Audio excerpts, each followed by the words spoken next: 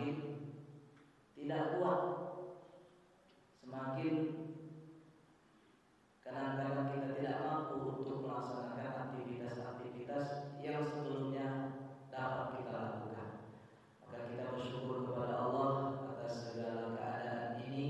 Mudah-mudahan sekali lagi Allah berkahi kita dan istiqomahkan kita untuk selalu menjadi hamba Allah yang terbaik. Amin ya rabbal alamin.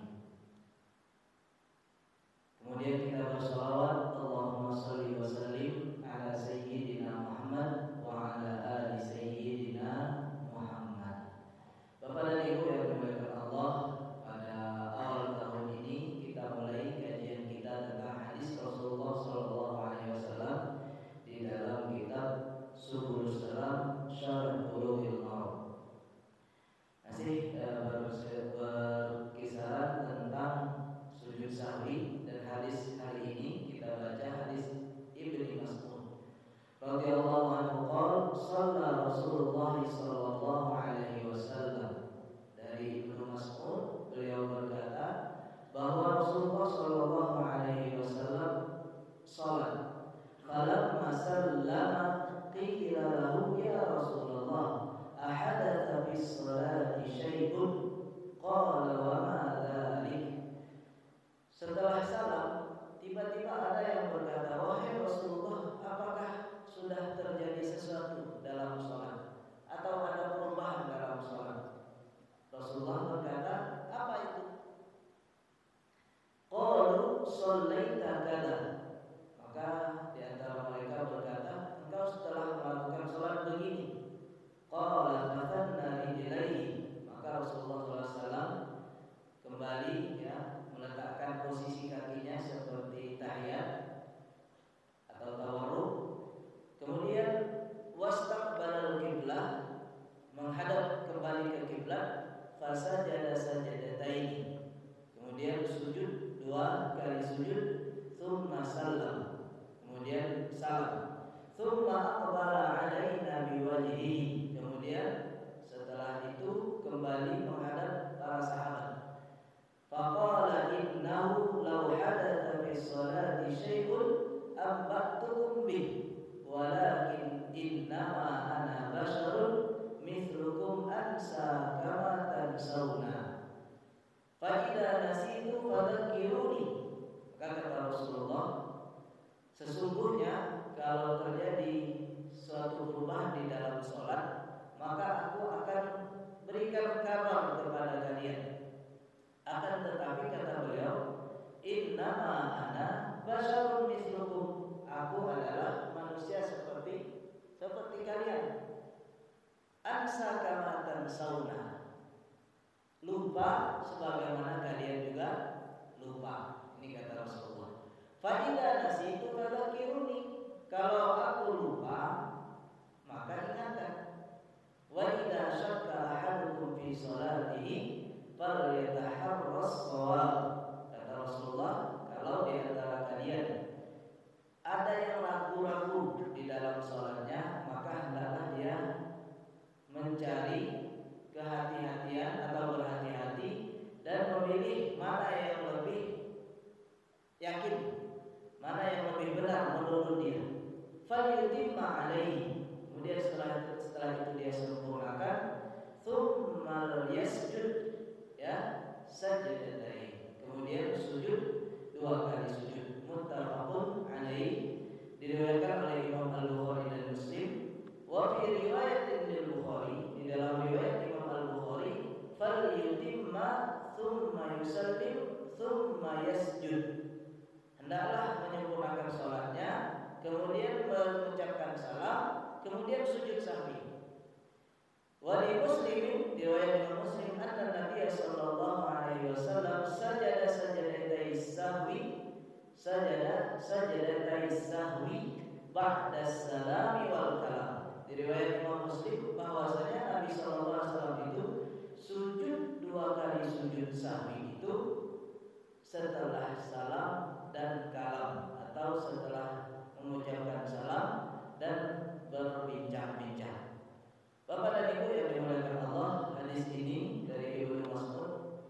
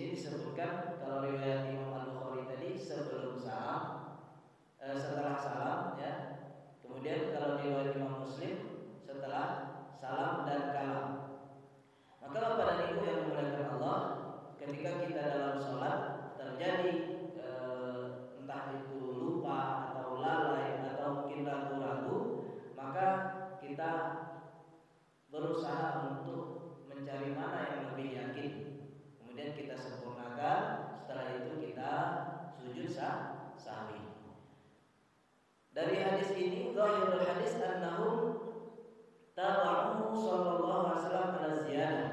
Secara zahir hadis ini para sahabat atau makmumnya waktu itu mengikuti Rasulullah, ya. Maka kemarin ada pertanyaan ketika Rasulullah lupa, Rasulullah sudah bergerak dari tempatnya, kemudian sudah pergi atau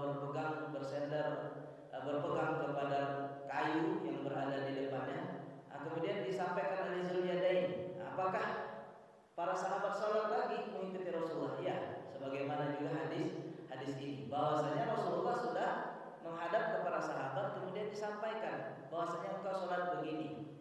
Maka Rasulullah langsung balik badan ke arah kiblat lagi, kemudian melakukan atau menambah sholat. Fafihi dalilun ala anna mutaba'atul muhtam lil imam fi ma dhannahu wajiban la yufsidu shalatah. Nah, Bapak dan Ibu yang dimuliakan Allah, di sini kalau seandainya makmum itu dia mengikuti imam dan apa yang diikutinya itu bagi imam ini wajib, maka salat kita sebagai makmum itu tidak batal. Jadi kadang-kadang kita mengikuti imam karena kita yakin imam itu benar, gitu ya. Dan imam dia yakin bahwasanya dia dalam keadaan benar, maka di sini tidak membatalkan salat kita. Atau mungkin kita agak sedikit ragu, tetapi kita meyakinkan diri bahwasanya imam ini benar, karena imam itu mengikuti apa yang dia yakini. Maka kalau dia yakin dia dalam keadaan benar, maka kita ikuti. Walam ya'murhum bil i'adah. Kenapa? Karena Rasulullah tidak menyuruh sahabat setelah itu untuk mengulang salat. Dari hadis ini bahwasanya sahabat itu mengikuti Rasulullah, kemudian setelah itu tak diperintahkan untuk mengulangi salat mereka kembali. Wa hadza fi haqqi ashabihi fi mithli hadhihi surah litajwizihim at-taghyir fi asri nubuwah. Dan ini Bapak dan Ibu yang dimuliakan Allah, di zaman Nabi sallallahu alaihi wasallam itu memang ada kemungkinan. Jadi kalau sahabat ragu dalam salat, contoh Rasulullah salat misalnya 2 rakaat lupa atau mungkin kelebihan, itu mungkin wajar kalau para sahabat itu agak segan untuk mengingatkan, karena bisa saja terjadi perubahan karena Rasulullah masih hidup, gitu ya. Bagaimana dengan kita yang sekarang ini yang nggak mungkin lagi berubah? Kalau sholat itu 4 rakaat zuhur, itu nggak mungkin lagi berubah menjadi 2 kalau dalam keadaan mukim, kecuali kalau kita dalam keadaan musafir. Maka di sini disebutkan oleh Imam Ibnul Amir As-Sam'ani, fa amma law ittafaqal an, kalau sekarang qiyamul imami ilal khamisah. Jadi Bapak dan Ibu yang dimuliakan Allah, kalau seandainya sekarang terjadi imam berdiri yang kelima, karena dia yakin baru 3, akhirnya dia berdiri kembali, tapi padahal hakikatnya sudah yang kelima. Sabbahalahu man khalfahu, yang di belakangnya sudah bertasbih subhanallah. Ya, imam berdiri yang kelima, yang di belakangnya sudah bertasbih subhanallah misalnya, ya, sudah diingatkan. Fa in lam yaqud intadharuhu qu'udan hatta yatashahhadu bi tashahhudihi. Ini pendapat pertama. Jadi kalau seandainya imam tadi sudah diingatkan dengan tasbih, atau mungkin kalau di rumah sudah ditepuk-tepuk oleh istrinya tangannya untuk mengingatkan bahwasanya suaminya lupa misalnya, maka kata Imam Ibnul Amir As-Sam'ani, intadharuhu, tunggu. Berarti kita nggak mengikuti ini makmum, ya. Jadi kalau misalnya imam kelima, maka posisi makmum menunggu di duduk tahiyat akhir tadi. Kemudian hatta yatashahhadu bi tashahhudihi, menunggu imam untuk duduk bertasyahud. Imam tetap melanjutkan karena dia yakin baru 3 sehingga dia tambah, walaupun hitungannya sebagai seandainya dia ingat bahwasanya misalnya sudah kelima. Wa yusallimu bi taslimihi, kemudian ikut salam bersama imam. Ya, jadi kita tunggu. Imam lanjut, ya. Kita kita tunggu, kemudian kita bertasyahud, kemudian salam bersama imam. Fa inna lam taqsud alaihi hatta yuqal yu'zalu. Nah, yang pertama Bapak dan Ibu menunggu imam. Sedangkan yang kedua, dan ini biasa yang kita sering dengar, bahwasanya yu'zalun, yaitu memisahkan diri. Karena kita yakin sudah 4, imam masih yang kelima. Kalau kita ikuti imam kelima, batal sholat kita. Karena kita yang kelima, tidak boleh. Misalnya ya, kalau sholat zuhur. Nah, karena imam kelima dan dia yakin baru yang keempat, kita bagaimana pendapat yang kedua? Memisahkan diri. Tahiyat kita sendiri, tasyahud kita sendiri, kemudian imam berdiri kita salam, selesaikan sendiri, gitu ya. Ini pendapat yang kedua. Kalau pendapat yang pertama tadi tunggu. Bal fa'ala ma huwa wajibun fi haqqihi. Nah, kemudian orang yang memisahkan diri, maka dia lakukan apa yang diwajibkan atasnya. Di Bapak dan Ibu ada 2 pendapat.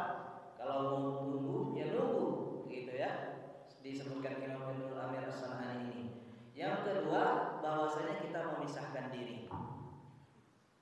Memisahkan diri dari imam. Jadi imam melanjutkan sholatnya, kita selesaikan sendiri. Dan kita lakukan apa yang diwajibkan kepada kita. Seperti misalnya tadi imam setelah tasyahud, setelah rakaat, di saat rakaat ketiga setelah rakaat keempat itu sujud, seharusnya kan dia duduk tasyahud. Karena dia lupa atau lalai sehingga dia langsung berdiri. Dia belum tahiyat, dia belum tasyahud, maka kita melakukan apa yang diwajibkan. Kita duduk tahiyat, kemudian kita baca tasyahud, kemudian kita salam.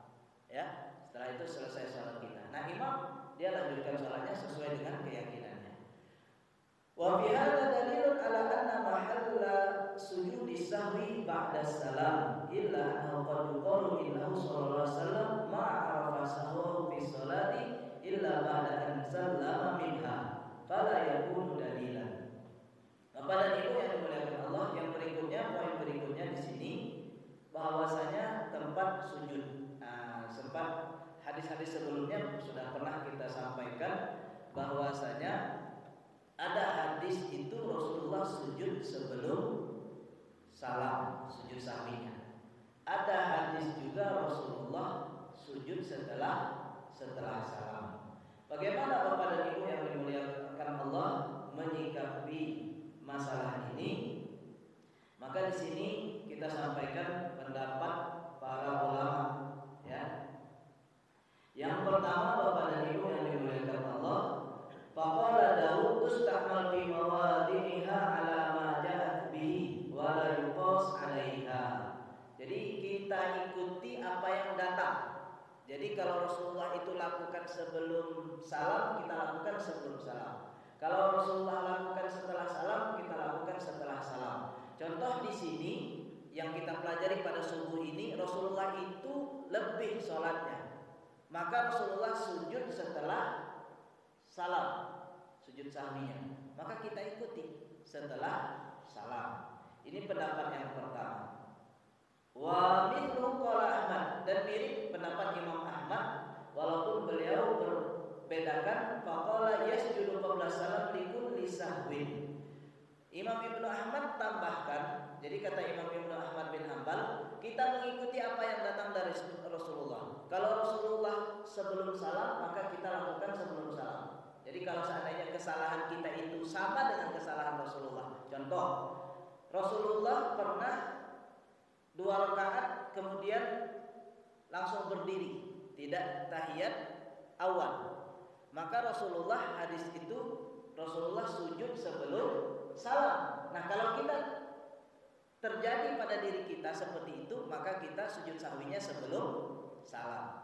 Atau misalnya Rasulullah seperti di hadis ini sujud sholatnya 5 rakaat karena dia yakin bahwasanya baru 4 rakaat lebih, maka Rasulullah sujud sahwi setelah salam. Nah, seandainya pun kita terjadi pada diri kita, maka kita pun melakukan itu. Ini sama pendapat Imam Ahmad dengan pendapat Abu Dawud. Walaupun Imam Ahmad ada tambahan bagi sahwin qabla salam. Adapun yang tidak disebutkan karena sebab kita lupa. Kita lupa di dalam sholat, kemudian ingin sujud sahwi. Kapan? Maka sebelum salam. Jadi yang tidak ada datangnya dari Rasulullah. Misalnya mungkin kita di dalam sholat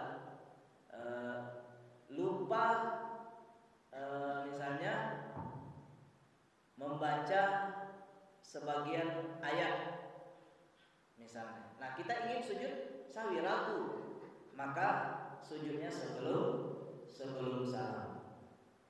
Kemudian di sini pendapat yang berikutnya, wa qala akharun huwa mukhayyarun fi kulli sahwin in syaa'a sajada ba'da salam wa in syaa'a qabla salam. Pendapat yang kedua, dia memilih mau sebelum salam boleh, mau setelah salam boleh, baik itu kurang sholatnya atau kelebihan sholatnya. Nah, bagaimana kurang itu gerakannya? Contoh misalnya tadi, kalau yang tidak tahiyat awal berarti kan kurang. Nah, boleh sujud sebelum salam, boleh sujud setelah salam. Ini pendapat yang kedua. Ataupun kelebihan, dia setelah sholat kata kawannya, kamu tadi 5 gitu ya. Nah, tapi dia sudah selesai sholatnya, maka kita dibolehkan untuk memilih. Pendapat yang ketiga, in kana sujudu li ziyadah sajada ba'da salam wa in kana li nuqsan sajadalah.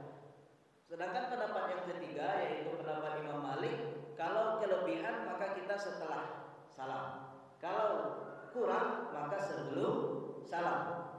Pendapat Imam Hanafiyah yang kelima, al-aslu fi sujudi sahwi ba'da salam. Jadi di mazhab Abu Hanifah itu aslinya sujud itu setelah salam, sujud sahwi itu. Sedangkan mazhab Syafi'i, pendapat yang terakhir ini, sebelum salam. Bagaimana dengan pendapat-pendapat tadi, hadis-hadis tadi?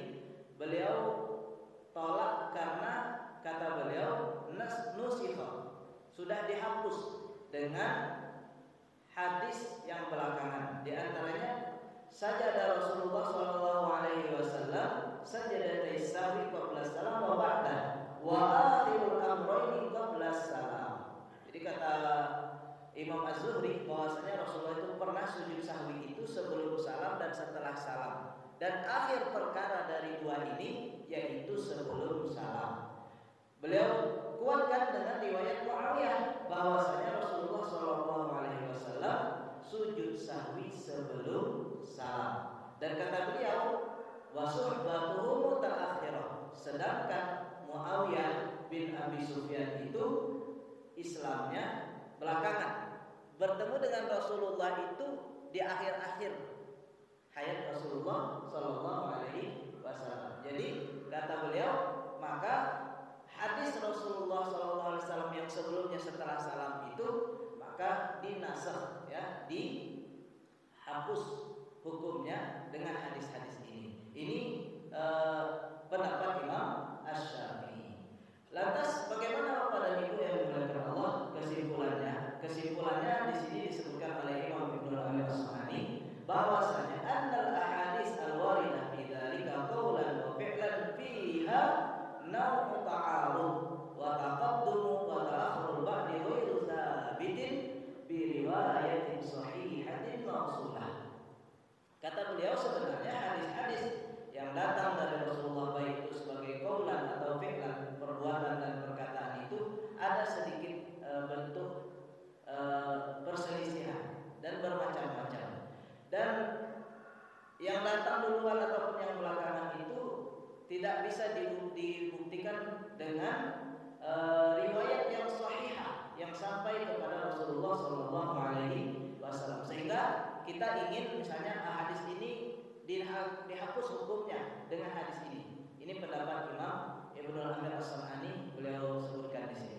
Fal aula, maka kata beliau, alhamdu ala tawassut fi jawazil amrayn. Maka yang lebih baik kata beliau, kita bawa kepada yang lebih luas. Jadi boleh kedua-duanya. Jadi jangan kita persempit harus sebelum salam, atau jangan kita persempit harus setelah salam, tetapi kita perluas boleh keduanya. Kalau kita mau sujud sahwi sebelum salam, mau sujud sahwi setelah salam juga silakan. Jadi jangan sampai kita beranggapan misalnya, oh kalau dia sujud sahwi sebelum salam itu pasti sahwi, belum tentu juga. Atau yang setelah salam pasti bukan sahwi, belum tentu juga. Karena ada riwayatnya dari Rasulullah SAW dan kita diperbolehkan untuk mengambil kedua-duanya. Baik Bapak dan Ibu yang dimuliakan Allah, terakhir sebagai penutup tentang sujud sahwi ini, ya, insyaallah pekan atau di pertemuan berikutnya kita akan masuk tentang sujud tilawah, yaitu hadis Umar radhiyallahu anhu dari Nabi sallallahu alaihi wasallam qala laisa ala man khalfal imam sahun, tidak ada bagi orang yang di belakang imam lupa, ya, laisa ala man khalfal imam sahun fa in sahal imamu fa alaihi wa ala man khalfah. Jadi kalau imam lupa maka kita ikut sujud sahwi. Tetapi kalau imam tidak lupa, kita yang lupa sebagai makmum, maka tidak ada sujud sahwi bagi kita. Ini hadisnya. Walaupun hadis ini diriwayatkan oleh Imam Al-Bazzar dan Al-Baihaqi, disebutkan bisa nadin dhaifin, ya, sanadnya dilemahkan. Wal hadis dalilun ala annahu la yajibu 'alal muhtam sujudus sahwi idza saha fi sholatihi. Jadi jelas Bapak dan Ibu dari hadis ini tidak diwajibkan bagi makmum yang lupa. Ini kesalahan makmum, bukan kesalahan imam, untuk sujud sahwi. Contoh misalnya imamnya tidak salah, kita tiba-tiba mau tahiyat awal, kita berdiri duluan. Ternyata imamnya duduk, maka kita kembali. Seharusnya kan kita melakukan kesalahan itu. Apakah kita ada sujud sahwi? Maka pendapat pertama dan ini pendapat jumhur, tidak ada sujud sahwi, ya, karena kita mengikuti imam. Inilah pendapat Al-Hanafiyah wa Syafi'iyah. Walaupun ada sebagian pendapat yang kecil, ya, sebagian kecil pendapat bahwasanya yasjudu lisahwi dengan dalil umum. Dalil umumnya apa? Kalau seandainya seseorang ragu atau lupa, maka hendaklah dia sujud sahwi. Ini Bapak dan Ibu yang dimuliakan Allah Subhanahu wa taala yang bisa kita sampaikan. Maka mudah-mudahan dengan beberapa hadis atau beberapa pertemuan yang telah kita lewati tentang sujud sahwi ini sedikit banyak menambah wawasan kita, keilmuan kita tentang pelaksanaan sholat terkait dengan khususnya sujud sahwi. Mungkin kita alami dalam sholat kita baik itu sendiri ataupun nanti berjamaah. Demikianlah, terima kasih. Yang kedua dan yang ketiga tadi kan ketika imam merasa empat dia naik yang kedua, terus kita memisah. Yang kedua tadi kita diam di empat ya. Langsung pertanyaannya, ketika kita memisah itu nilai berjamaahnya ini, apakah termasuk berjamaah atau karena kita memisah? Berarti apakah tidak lagi termasuk berjamaah? Yang pertama. Yang kedua kita tadi ketika imam benar kemudian dia duduk, terus kita kan berdiri nih, sudah sempurna berdiri, terus kita turun lagi itu imam. Pertanyaannya, kan dulu pernah kita juga bicara hadis karena imam kita, kalau imam yang salah kita berdiri seperti ini, sudah bertasbih, dia meneruskan. Nah kita kan sudah sempurna nih begini, karena imam turun lagi. Pertanyaannya, boleh atau kita teruskan berdiri? Baik. Yang pertama, apakah ada nilai jamaahnya? Allah a'lam. Yang jelas kita sudah sampai di sini berjamaah. Adapun yang tadi sedikit, ya. Nah, yang jelas kalau kita sudah niat memisahkan diri secara niat sudah tidak lagi. Nah, jadi kalau kita, makanya itulah fungsinya kita itu dari awal sampai akhir mengikuti imam. Jadi kalau kita sudah memisahkan diri, maka status kita itu sudah tidak mengikuti jamaah lagi, tidak mengikuti imam lagi. Pertanyaannya, apakah pahalanya masih 27? Wallahu a'lam. Mudah-mudahan nanti Allah yang Maha pemberi itu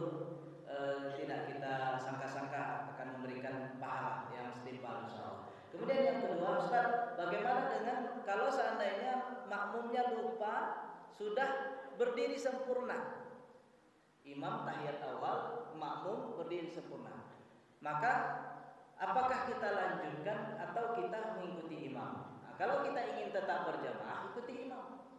Adapun kesalahan kita tadi maka ditanggung oleh imam, gitu ya. Kelupaan kita tadi.